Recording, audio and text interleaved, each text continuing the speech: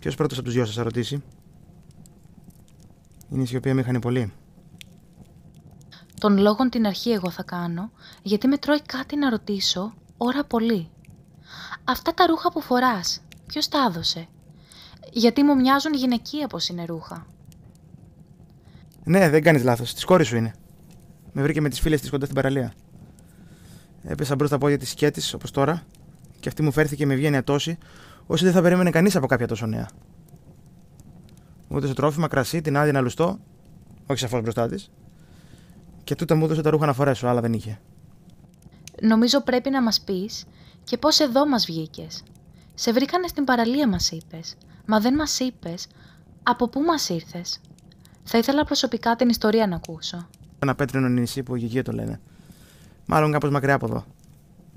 Εκεί ζει σε μια ανέπαυλη μια γυναίκα τόσο όμορφη, που λίγο να την κοίταζες θα καταλάβαινες αμέσως πως πρόκειται για κόλπο των θεών.